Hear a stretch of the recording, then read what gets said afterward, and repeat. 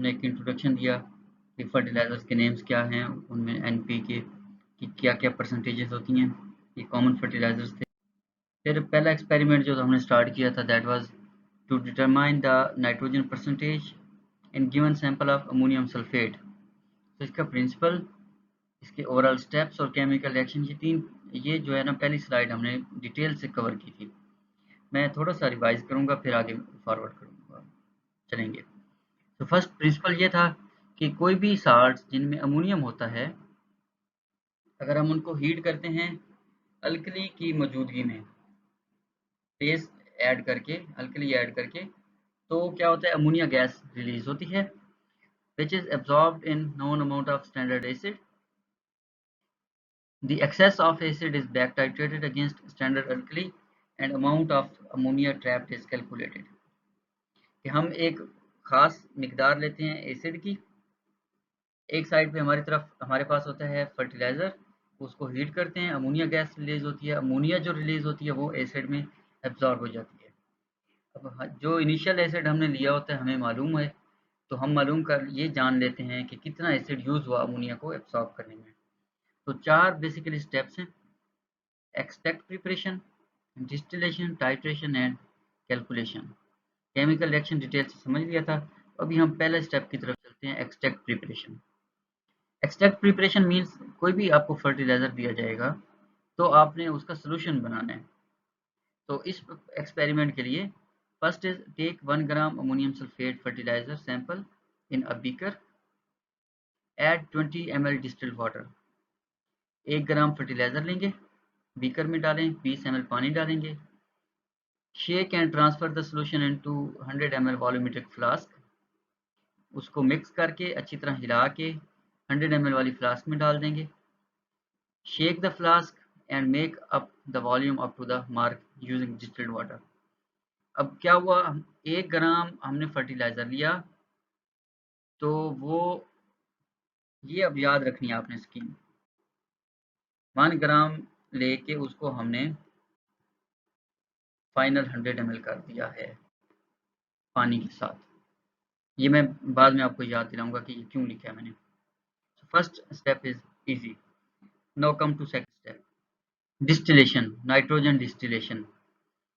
यहाँ अगर आप इस पिक्चर में देखें तो यहाँ से मैं आपको थोड़ा समझाता हूँ, फिर उधर मूव करते हैं। ये नीचे एक हीट का सोर्स है, सबसे पहले यहाँ पे ये वाला जो है ये Kjeldahlised liquid sodium hydroxide in excess. ये सोडियम हाइड्रोक्साइड डालते हैं, इसी में हम वो सोल्यूशन डालते हैं जो एक्सट्रैक्ट हमने ऐड किया था। यहाँ पे एक साइड से ये बना हुआ है कि सोडियम हाइड्रोक्साइड इधर से डालना है, फिर हम इसको बंद भी कर सकते हैं। जो अमोनिया गैस इवॉल्व होती है इसमें हीट करने से, ये यहाँ से रिलीज होती है और इधर मूव करती है। तो रास्ते में एक कंडेंसर है, ये वाला, वाटर आउटलेट, वाटर इनलेट। यहाँ से पानी जाता है, यहाँ से बाहर निकलता है, दरमियान में से ये पाइप गुजरा है गैस वाला। तो ये जो गैस जब वहाँ से गुजरती है, ठंडी होती है, तो वो लिक्विड फॉर्म में नीचे आके गिरती है यहाँ पे। ये जो है ये हमारे पास एसिड है जिसकी मिकदार हमें मालूम होती है। सो फिर से हीट का सोर्स, जेल्डाल फ्लास्क जिसमें सोल्यूशन है और सोडियम हाइड्रोक्साइड है अल्कली। तो इसको हीट करते हैं तो अमोनिया गैस रिलीज होती है। अमोनिया गैस यहाँ से मूव करते हुए वाटर कंडेंसर से गुजरते हुए इस ट्रैप में जाती है। ट्रैप क्या चीज़ है, that is known amount of standard acid. तो अब हम बारी बारी इनके स्टेप्स को डिस्कस करते हैं। First is take 10 ml extract into long neck Kjeldahl distillation flask. 10 ml extract कहाँ से लेना है, ये जो प्रीवियसली हमने 1 ग्राम लेके 100 कर लिया था उसमें से 10 ml एक्सट्रैक्ट लेना है हमने। अब ये 10 ml की यहाँ पर बात हो रही है और ये 10 ml इस फ्लास्क में लेंगे, ये लॉन्ग नेक जेल्डर फ्लास्क में। Add 150 ml distilled water, connect this flask with Geldal distillation apparatus। अब इस फ्लास्क को जेल्डाल डिस्टिलेशन अपरेटस के साथ कनेक्ट करना है, ये वाला अपरेटस जो है कंडेंसर वाला, इसके साथ कनेक्ट करना है। Third, prepare the receiver 25 ml 0.1 normal H2SO4 in a conical flask. ये यहाँ पे जो पड़ी है ये रिसीवर फ्लास्क है। इसमें क्या चीज़ है 25 ml 0.1 normal H2SO4. Now add 2 to 3 drops of methyl lead indicator and place receiver flask under the condenser by adjusting height so that the tip of the flask is just under the liquid. इसमें ये जो हमारे पास acid है इसमें हमने indicator add करना है methyl lead और इसको कंडेंसर के नीचे रखना है। इतना नीचे रखना है कि ये जो टिप है कंडेंसर की ये लिक्विड के अंदर हो। यहाँ पे गौर से देखें ये वाली जगह यहाँ पे। इसके बाद now add 40 ml 50% sodium hydroxide solution to the Kjeldahl flask by opening carefully. यहाँ पे ये जो सोडियम हाइड्रोक्साइड का सॉल्यूशन ऐड करेंगे कितना 40 ml 50% solution. Boil the flask till 2/3 portion of the contents have been distilled. इसको हीट देना start करें बॉयल होने लग जाए ताकि 2/3 हिस्सा इसका डिस्टिल्ड हो जाए। डिस्टिल्ड होने का मतलब यह है कि वो स्टीम में कन्वर्ट हो जाए चला जाए। तो जब स्टीम में कन्वर्ट होगा ये वाली साइड बंद करेंगे और ये यहाँ से अमोनिया गैस निकलेगी। Remove the receiver bye lowering it and washing the tip of the condenser with distilled water into the flask. अब क्या करना है जब कंडेंस ये डिस्टिलेशन हो गई तो रिसीवर को इसको यहाँ से आराम से निकालना है और इसकी जो टिप है कंडेंसर की उसको भी वॉश करके इसी में पानी से वॉश कर सकते हैं, कोई इशू नहीं है। ठीक हो गया। अब नेक्स्ट प्रोसीजर की तरफ चलते हैं, टाइट्रेशन। अब ये वो रिसीवर फ्लास्क है जो पिछली स्लाइड में हमने कही जिसमें इस अमोनिया गैस आ रही थी,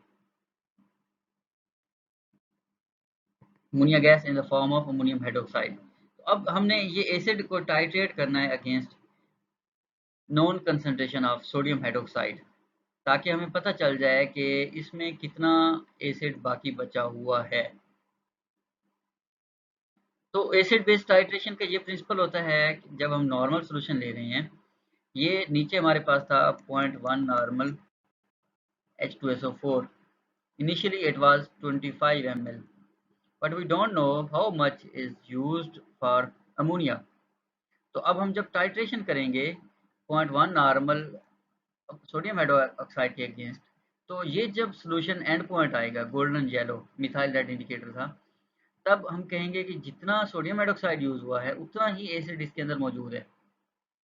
फर्ज करें 5 ml यूज हुआ तो हम कहेंगे नीचे 5 मौजूद है। So where is the 20, initial तो 25 लिया था ना, तो अब अगर हम कह रहे हैं 5 मौजूद है 20 कहाँ गया, 20 यूज हो गया अमोनिया को एब्जॉर्ब करने में। This is the titration. Next is calculation. अब ये जरा केयरफुली समझें। सबसे पहली चीज तो ये कि 0.1 normal H2SO4 taken in the receiver वो 25 ml है हमने लिया था, ये तो कंफर्म बात हो गई। अब हमने कहा 0.1 normal NaOH use for back titration XML। ये लास्ट जो टाइट्रेशन वाला स्टेप है कि सोडियम हाइड्रोक्साइड कितना यूज हुआ है उसको हमने x का, हमें पता नहीं है कि कितना यूज होगा, वो जितना भी होगा हम उसको यहाँ पे लिख देंगे x। So net H2SO4 used for ammonia absorption कितना होगा, that must be 25 minus x ml। Clear है यहाँ तक? So now 1 ml 0.1 normal H2SO4 contains 0.0014 gram nitrogen. ये एक कैलकुलेटेड वैल्यू है। क्यों कैलकुलेटेड वैल्यू है, यहाँ ये दूसरी साइड पे देखेंगे, ये आपको मैं नोट्स दूंगा उनमें भी डिटेल लिखी है मैंने कि जो अमोनिया गैस एब्जॉर्ब होती है in the form of ammonium hydroxide, it contains 14 gram nitrogen पर फार्मूला वेट।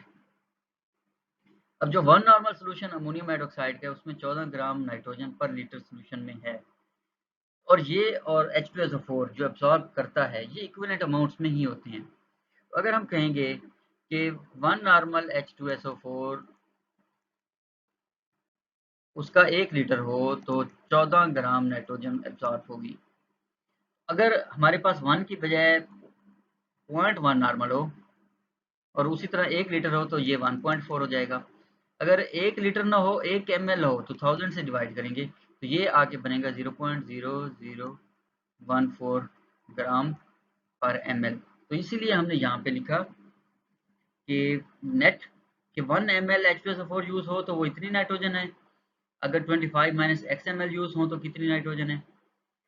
ये अब कहाँ से, ये वाली जो सारी नाइट्रोजन है बेसिकली ये उस 10 ml सॉल्यूशन में है जो हमने ऐड किया जेलडाल फ्लास्क में। और 10 में कितनी है तो 100 ml में कितनी होगी? सोल्यूशन तो हमने 100 बनाया था, तो उसके 10 गुना ज़्यादा होगी। अब जो 100 ml है वो एक्चुअली रिप्रेजेंट करता है 1 ग्राम फर्टिलाइज़र को। तो हम कह सकते हैं कि 1 ग्राम फर्टिलाइज़र में इतनी नाइट्रोजन है। 1 में कितनी है तो 100 में कितनी होगी? सो एंड पे ये हम सिंप्लीफाई कर देते हैं इसको 1.4 इंटू 25 माइनस एक्स ग्राम। इसमें x क्या चीज़ है? x is the amount of 0.1 normal NaOH use for back titration. ठीक हो गया? तो ये हमारा रिजल्ट है कि percent nitrogen in ammonium sulphate 1.54 into 25 minus x. अब इसमें कुछ चीज़ें चेंज हो सकती हैं। फर्स्ट करें अमाउंट ऑफ एसिड हमने 20 लिया तो यहाँ पे 20 होगा, 30 लिया तो 30 होगा, 40 लिया तो 40 होगा। तो ये जितना लेंगे एसिड हम उतना ही यहाँ पे लिखेंगे। इस एग्जांपल में चूंकि हमने 25 लिया तो हमने यहाँ पे 25 लिखा। So that was all for today. अब यहाँ से हम स्टार्ट करते हैं कि पोटासियम अगर नाइट्रेट कंटेनिंग साल्ट्स हो गई या फर्टिलाइज़र जिसमें नाइट्रेट मौजूद हो तो उसमें कैसे हम डिटरमाइन कर सकते हैं। अमोनियम वाला सिंपल था कि अगर अमोनियम को हीट करते हैं सोडियम हाइड्रोक्साइड की मौजूदगी में तो अमोनिया गैस बनती है। अमोनिया गैस रिलीज़ होती है तो H2SO4 में एब्सॉर्ब करा के हम उसको डिटरमाइन कर सकते हैं। तो अगर किसी फर्टिलाइज़र में नाइट्रेट हो तो क्या करेंगे? इसका थोड़ा सा डिफरेंट है प्रिंसिपल। इसमें हम क्या करते हैं कि नाइट्रेट को पहले अमोनियम में कन्वर्ट किया जाता है, बाकी का प्रोसीजर सेम है, और उस अमोनियम को फिर उसी तरह डिस्टिलेशन करते हैं, मीन्स उस सोडियम हाइड्रोक्साइड की मौजूदगी में गर्म करते हैं ताकि अमोनिया गैस रिलीज़ हो। अमोनिया बनेगी जब तो उसको एसिड में एब्सॉर्ब कराएंगे और बाद में प्रोसीजर होगा। तो स्टार्ट करते हैं principle. Nitrate salts are heated with sodium hydroxide in the presence of zinc dust with ferrous sulfate as catalyst।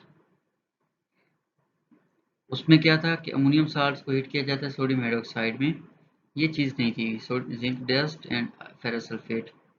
So what is the difference?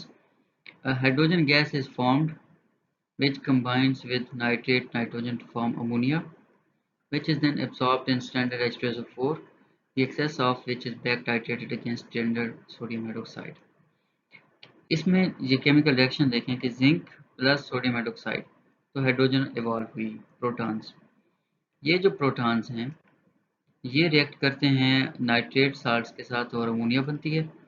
ये वाली ammonia ammonia plus water ammonium hydroxide और ammonium hydroxide plus H2SO4 मिलकर ammonium sulphate बनाते हैं। अब ये जो H2SO4 non amount होती है इसको हम फिर मालूम कर लेते हैं कि कितना H2SO4 यूज़ हुआ अमोनियम को एब्सॉर्ब करने में। तो नेक्स्ट प्रोसीजर में जब टाइट्रेशन करते हैं तो हमें मालूम हो जाता है। तो इस प्रैक्टिकल में आप ये प्रिंसिपल लिखें, केमिकल रिएक्शन लिखें, और जो प्रोसीजर है आप वही प्रोसीजर लिखेंगे जो पिछले एक्सपेरिमेंट में था। उसी तरह के 1 ग्राम फर्टिलाइज़र लें, उसका सोल्यूशन बनाएं, उसको जो सारे स्टेप्स जो उसमें थे वो आप लिखेंगे।